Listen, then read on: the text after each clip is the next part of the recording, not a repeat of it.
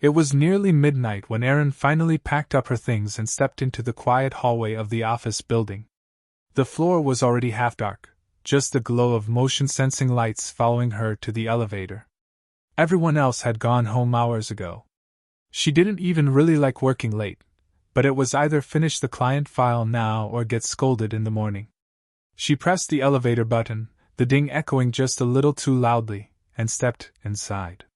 She noticed how quiet it was. No faint hum of printers. No elevator music. Just her breathing. She tapped G for the ground floor and leaned against the cold metal wall, rubbing her temples.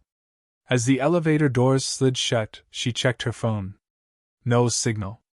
Typical. The descent began, slow and smooth, but that uneasy stillness lingered. As if the elevator wasn't moving through floors at all, but something much quieter and much deeper. The elevator jolted, just slightly, between floors, like something had caught the cable for a breath. Erin looked up, startled, but the motion resumed before her mind could label it. Odd. She blinked at the digital screen above the door. 6, 7. Then it stopped. The doors slid open with their usual hiss. Only, the hallway outside wasn't lit. It was completely black. No emergency light. No glowing exit signs. No overhead hum. Just pitch darkness, like the elevator had opened its mouth to nothing at all. Erin didn't move. She held her breath and waited, staring into the void beyond the threshold. Her eyes strained to adjust, but the longer she stared, the more she became convinced there was something out there, something just beyond the line of sight, watching. Waiting. A low breeze curled in from the hallway and touched her face, cold, dry, and unnatural, like something had exhaled. Her thumb hovered over the closed door button. She pressed it. Nothing happened. The doors stayed open. The air felt heavier now. The kind of pressure that sinks into your chest and makes your limbs feel slow.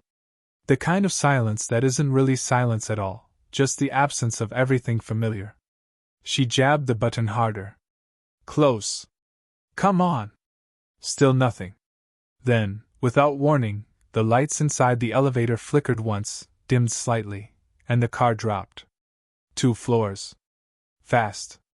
Without sound. Without vibration. Just dropped. She staggered, catching herself against the handrail. The doors slid shut. The number on the panel had vanished. Just a blank screen staring back. Erin stood there frozen, gripping the handrail with white knuckles, heart pounding in her throat. The elevator wasn't moving now. The panel above the doors, usually red digits climbing or falling, was blank. Just a smooth, black screen reflecting her pale face and the overhead light that had started to hum. That's when she noticed it. The hum was new. A low, irregular vibration, not from the machinery, but from the walls themselves. Almost like the elevator was breathing. She hit the ground floor button again. And again. She pressed every button in reach. Nothing responded. No lights blinked. No motion. Just that still, humming cube of metal around her, suspended somewhere between where she should be and where something else waited. Then the light began to pulse. Not flicker. Not stutter. But pulse, slow, deliberate, like a heartbeat too large for the room. The air shifted, thicker now, as if the elevator was no longer attached to cables at all. Erin backed into the far corner, her mind racing through explanations, a power failure, a system glitch, a nightmare she hadn't quite woken from. But then she saw it, just for a moment. A shadow moved across the closed elevator doors. Not inside with her, but on the other side. As if someone, or something, stood just inches away. No footsteps. No breathing. Just a shape, swaying gently, as if waiting for her to speak first. She didn't. She couldn't. And that's when the whisper began. Not a word, just a sound. Dry. Hollow. A scraping breath that didn't belong to any voice she'd ever heard. It slid through the cracks around the elevator doors like smoke that knew its name. And then, the lights shut off completely. In the dark, she didn't scream. She listened. Because something else was breathing now. And it was closer than the doors. Erin didn't know how long she stood in that darkness. Seconds stretched out into minutes, maybe more. Time bent strangely when your ears became your eyes. The elevator was utterly silent now. Not dead, exactly. But waiting. Her breath echoed off the walls. Every inhale too loud. Every exhale too thin. She pressed her back flat against the wall, arms trembling, fingers still curled into the handrail. The whispering had stopped. But something else had replaced it. A presence. Not imagined. Not subtle. The air had weight now, like it was holding something unseen. Like she was no longer alone. Her phone, she remembered her phone. With a shaking hand, she pulled it from her coat pocket. Still no signal. Of course. But the screen glowed when she tapped it. The soft light spilled out like a blessing in the dark, revealing the walls, the floor, and her reflection in the mirrored panel beside the control buttons. Only, her reflection wasn't right. Her real hand was trembling, raised just slightly. But the reflection? Still. Too still. The face in the mirror looked like hers, yes, but the eyes were wrong. Not blinking. Not reacting. Just watching her. Lips slightly parted, as if caught mid-breath. Her real chest rose and fell in panic. The reflection didn't move at all. Erin's thumb hovered near the flashlight icon, unsure whether to welcome more light, or avoid seeing anything else. Then, out of the corner of the screen, the battery icon blinked once. Then again. Then the phone turned off, on its own. She didn't drop it. She couldn't. She stood there in silence, in darkness, feeling the heat of something close. Something leaning in, just out of reach. She didn't hear breathing now, she felt it. On her neck. Behind her. Damp and slow. And then the elevator moved. Just half a foot, no lights, no noise, just a slow, stomach-tightening descent. The doors creaked. They didn't open. But they wanted to. She could hear the old metal straining, as if something on the other side was trying to pull them open from the outside. But they weren't stuck. They were resisting. The groaning metal seemed to come from everywhere at once, above her, behind her, deep in the seams of the elevator's walls. Erin pressed herself tighter into the corner, hands flat against the cold steel, heartbeat echoing so loudly in her ears it almost drowned out the sound of the doors being pulled. Not opened. Pulled. The screech was subtle, like fingernails on wet glass, like rust being peeled back by something that had all the time in the world. And then came the smell. Not rot. Not mold. Memory. The exact scent of her childhood hallway after her mother died, old linen, extinguished candles, the cold trace of something that didn't belong. The elevator should not have smelled like that. But it did. And that was when she realized, it wasn't just the elevator that had moved. She had left somewhere. Or something had come in. The space no longer felt rectangular. Her sense of shape, of corners, had slipped. The walls were too close, then too far. The floor tilted ever so slightly left. The mirror, she could feel it behind her now, even though it was still on the front panel. Somehow it was both. Erin closed her eyes. But closing them only made it worse. Erin looked back. The elevator stood open, its lights a little too bright now. The buttons glowing clean and red. Floor numbers normal. Door sensors blinking gently. Like nothing had happened at all. She never used that elevator again. And when she quit the job 2 weeks later, she didn't explain why. But sometimes, months later, she'd catch her reflection in a shop window. Just for a moment too long. And in the corner of her eye. It would wait to blink. It was supposed to be a short business trip.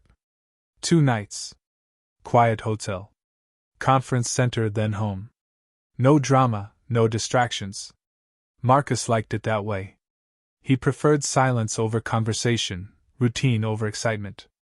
So when the hotel clerk gave him his keycard, muttered something cheerful about the 13th floor, and yawned without making eye contact, Marcus didn't think much of it. He wheeled his suitcase into the elevator alone. The mirrored wall surrounded him, reflecting his black coat, his tired eyes, the soft buzz of overhead lights. He noticed the mirrors were clean, clearer than most hotel elevators. Almost too clear. He could see the small crease in his collar, the barely there scrape on his cheek from shaving in a rush that morning.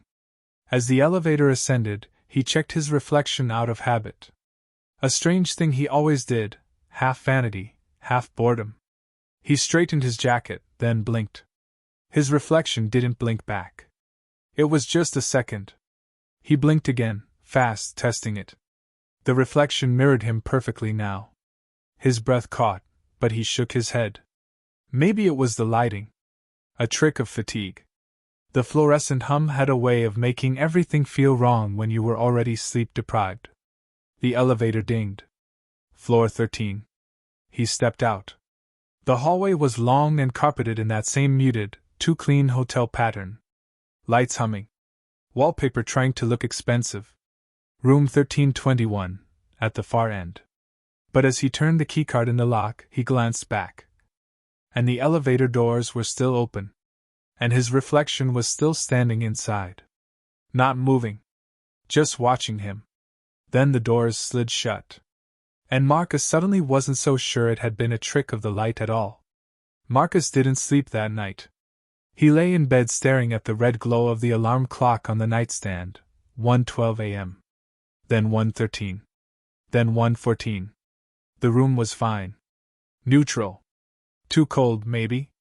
The hum of the mini-fridge filled the silence like a background actor who didn't know their line. Everything was in place. But he kept replaying the moment in the elevator. The reflection had stood too still. Not frozen, not posed, just deliberately still. Like it knew the right moment to pause. By morning, he mostly convinced himself it was nothing. Maybe a delayed reaction, maybe he was just seeing things. Elevators were full of weird lighting and stress played tricks. He dressed quickly, avoiding the mirror over the sink, just in case. At 7:32 a.m., he stepped back into the elevator. This time, two people joined him. A woman in a pantsuit, focused on her phone, and a man holding a tray of half-covered room service. They didn't speak. Marcus stood to the side, staring ahead. Trying not to look. But the mirrors were everywhere. One long panel in front, two on each side. They reflected the three of them in triplicate. He finally let himself glance. Quick. Just to check. The woman scrolled, eyes glued to her phone. The man sipped from his coffee cup. But his own reflection wasn't sipping or scrolling. It was grinning. Just faintly. Just at the corners. Just enough to ruin everything. Marcus blinked and looked again. Now it was normal. Expressionless. Matching. The woman got off on floor 9. The man on 11. And Marcus stayed. He pressed L instead of 13. The elevator began to descend. But this time, the mirrored version of him didn't look bored or tired. It looked interested.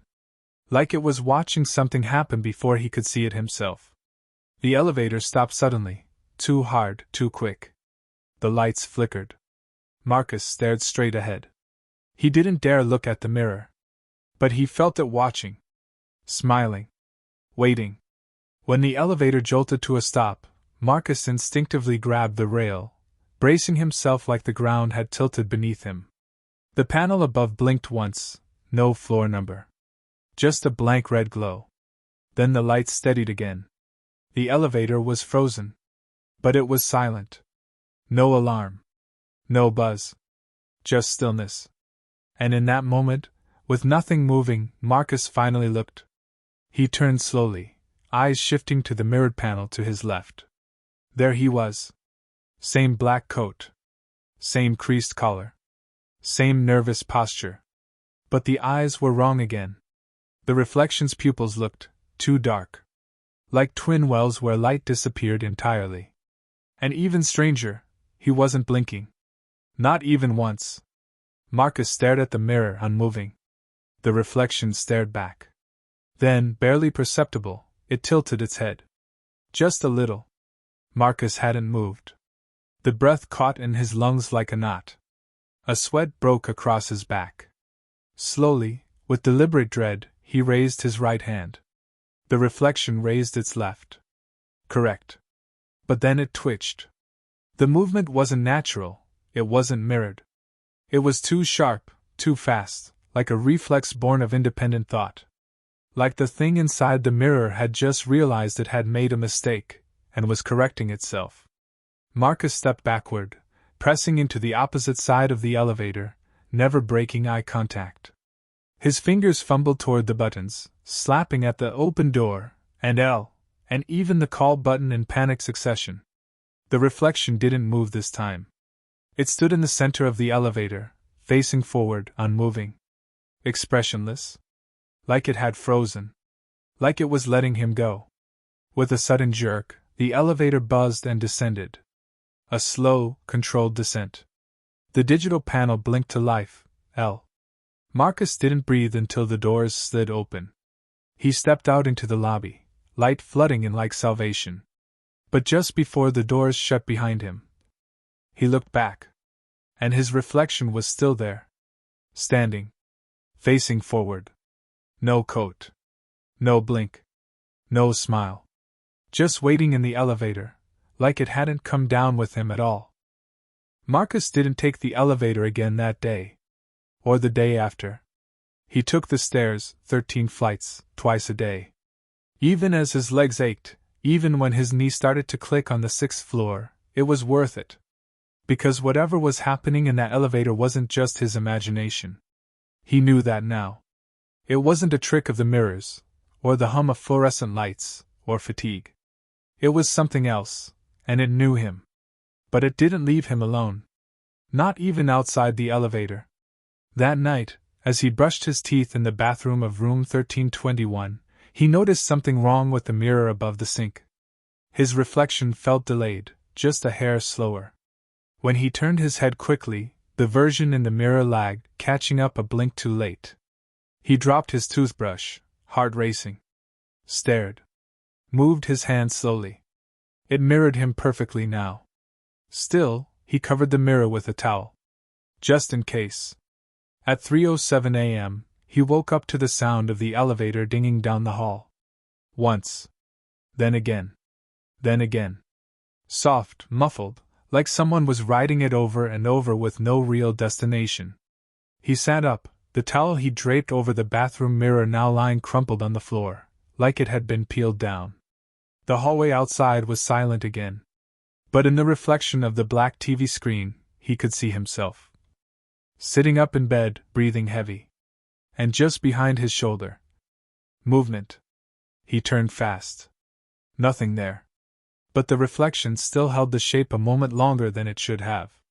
It didn't let go as quickly as the world around him did. It clung to the idea of something being there. Watching him. Just out of frame. Marcus didn't sleep again that night. By morning, he was packed. He called the front desk. Asked for a room on a different floor. They told him, politely, apologetically, that there was no room 1321. There was no 13th floor. Never had been. And when Marcus stepped into the elevator to leave, he swore it was a new one. No mirrors. No buttons. Just a door behind him. And a reflection that still smiled, even when he didn't. Luis had worked night security at the high-rise for over 6 years. He liked the hours. The quiet. The fact that most of the building emptied out by 7 p.m. meant fewer people to deal with, fewer problems to solve. Just cameras, logs, and the hum of fluorescent lights. Every few hours he made his rounds, checked the stairwells, scanned the access points, make sure the elevators were still behaving. It was always routine, until the night the phone rang. He nearly ignored it at first. No one ever called the security desk at 3:41 a.m. But it rang again. Old landline phone, the kind that buzzed instead of chirped. Luis picked it up. A woman's voice. Calm. Soft. Hello? She said, almost whispering. Is anyone there? He cleared his throat, tried to sound professional. Yes, this is security. Are you okay? Silence. Then, I think I'm stuck. On. I think it's the 13th floor? Louise frowned. There's no 13th floor, ma'am. This building skips from 12 to 14. More silence. Then a long, low exhale. That's what I was afraid of. Click. The line went dead. He checked the monitor bank. No alarms. No elevator logs showing motion. No access card pings. Still, something prickled beneath his skin, something colder than doubt, older than fear. He opened the elevator control panel. Elevator B had moved at 3:36 a.m. But no one had used their keycard. And the destination? Floor 13. He stared at the screen like it might correct itself. Like it might say, error, or maintenance test, or anything that made sense. Instead, the screen just blinked back at him. Floor 13, occupied. And the elevator? Still in motion. Somewhere between floors. Louise leaned closer to the monitor, squinting at the data feed for elevator B. It wasn't just showing occupied, it was actively in motion. According to the control log, it had made 9 stops between 3 a.m. and now. But the timestamps didn't make sense. Some of them were less than 2 seconds apart. No elevator moved that fast, not in this building. And the destinations? Every single one was listed as 13. Floor 13. Again and again. Like something was requesting that non-existent floor over and over, refusing to go anywhere else. He double-checked the blueprints on the wall behind the desk. 12 floors. Then 14. No hidden mezzanines. No maintenance levels. No 13, tucked between drywall and wiring. Just an architectural omission, standard superstition. Nothing more. Still, something wasn't right. He picked up his walkie and called for backup. No answer. Then again, he was the only guard scheduled tonight. Of course he was. Louise stood up slowly, his keys jangling at his hip. His boots felt suddenly heavier. He hesitated, then reached beneath the desk and pulled out the emergency override fob, a small plastic device with a brass key embedded in one end. It allowed manual access to elevator functions in case of emergency. He'd never had to use it before. Never thought he would. He approached elevator B. The hallway was dim, motion lights flickering awake only as he passed. The building hummed its usual electrical hymn, but somehow it sounded off. Slower. Dragged out. When he reached the doors, he paused. They were open. Just slightly. Not fully ajar, barely more than a crack. Like someone had let them shut, then caught them with a fingertip. Inside was dark. No cabin light. No hum. Just blackness. He should have called it in. He should have taken the stairs. But instead, he reached for the edge of the door and pulled it open. The elevator was there. But the floor wasn't. It was just space. A hollow black shaft, deeper than it should have been, the kind of dark that swallows not just light, but sound, heat, and certainty. And then, at the bottom, so far down it almost didn't feel real, he saw it. A light. One single, cold white bulb. And someone standing just beneath it. Staring up. Louise didn't breathe.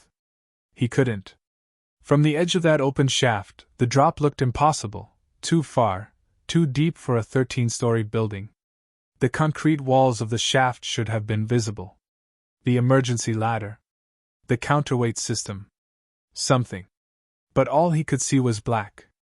And at the bottom, that single pale bulb, and the figure beneath it. It was still staring up. Not waving. Not moving. Just looking. His fingers clenched the edge of the doorway. Logic told him to back away, to call for help, to seal off the area and report a systems malfunction. But something deeper, something more primitive, held him there. Because that person, they looked familiar. Same build. Same uniform. Same posture. It looked like him. The figure tilted its head ever so slightly, like it could see through the darkness between them. The moment its chin shifted, the elevator doors began to close. Louise jumped back, heart racing. He jammed the emergency override key into the panel, twisting until the panel beeped twice and opened into manual mode. The doors stopped. But the figure was gone. The light remained, barely flickering at the bottom of the shaft, but the person standing beneath it had vanished, like it had never been there at all. He stepped back, skin clammy, mind spinning. This wasn't a prank. There was no way someone could project something that vivid into an elevator shaft with no visible floor. His radio crackled suddenly, static, at first, then a voice. It was his own voice. "I think I'm stuck. On the 13th floor." The same words the woman had spoken hours earlier. Only now, it was him. Exactly him. The crackle of static returned, then silence. Luis dropped the radio. It clattered across the tile. He turned to run back to the desk. But the hallway behind him was gone. No exit. No door. Just elevator doors on either side of the hallway, both marked 13. And both slowly beginning to open. Luis spun around, heart hammering so hard it muffled the sound of the air in his lungs. The hallway, once familiar, carpeted, lit by warm overhead panels, was gone. Replaced by cold, matte black walls and two identical elevator doors facing each other. No signs. No buttons. Just the number 13 carved into the metal, not printed, but scratched, deep and jagged, as if etched by hand. Or something worse. Both elevators began to open at once. The screech of old metal sliding apart echoed like it came from underwater, dragging slowly into the empty space around him. What waited inside wasn't light. It was reflection. Not mirrors. Not glass. But him. Two versions of Luis, standing inside each elevator, each wearing his uniform, each lit from above by that same cold, silent white bulb he'd seen at the bottom of the shaft. They didn't blink. Didn't speak. The one on the left smiled, just barely. The one on the right stepped forward. Luis stumbled back, but there was nowhere to go. The hallway behind him had flattened into black wall. The two reflections moved in unison now, walking forward with perfect symmetry. But as they stepped out, Luis realized something horrifying. They weren't mirroring him anymore. They were approaching. One from each side. Silent. Calm. Their footsteps made no sound. And yet, he felt each one land like a heartbeat in the center of his chest. Luis raised the emergency override key like a weapon, pointing it toward the one on the left. The reflection tilted its head, amused. The gesture had no effect. The other one reached for its belt and pulled out a flashlight, just like the one on Luis's own belt. Then it clicked it on. The beam didn't illuminate anything. It revealed something. A third elevator at the end of the now elongated corridor. One he hadn't seen before. Smaller. Narrower. Its door was already open, and inside was a version of the security desk. His desk. And behind it, sitting still and upright, was him. Not a reflection. Not a movement. Just waiting. Luis stood frozen in the middle of the hallway that no longer obeyed the rules of architecture, or gravity, or time. The two versions of himself, one still smiling faintly, the other now flicking the flashlight in a slow rhythm, stopped walking. They flanked him without closing the space entirely, just enough to make escape feel both possible and pointless. Ahead, the third elevator remained open. And there, sitting behind what looked like the front security desk, down to the dent in the corner drawer, was him. Same posture. Same uniform. But no movement. Not even the rise and fall of breath. The Luis behind the desk looked empty. As if he'd been sitting there for hours. As if he always had. And that's when it hit him. This wasn't a trick. It wasn't an illusion. It was a replacement. Something had been watching him for years. Studying him through polished doors and mirrored panels. Watching how he walked. How he reached for the keys.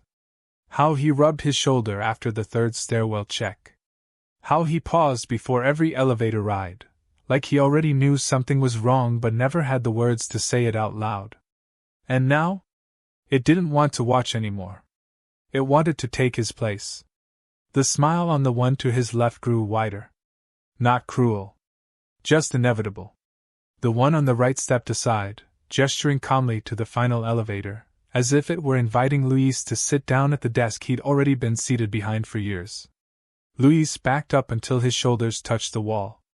"I'm not going in," he whispered. I'm not you." But the reflections didn't speak. Because they didn't have to. The lights in the hallway flickered once. Then all 3 elevators closed at the same time with a soft, mechanical sigh. And Louise was standing alone again. Or so it seemed. He ran, toward the stairwell this time, and didn't stop until he burst into the empty lobby, heart pounding, lungs burning. The elevator control panel? Normal. The building schematics? Still 12 to 14. No record of elevator B moving. No recorded call at 3:41 a.m. But when he sat back at his desk and looked up at the CCTV feed, one of the elevators was still open. Still flickering.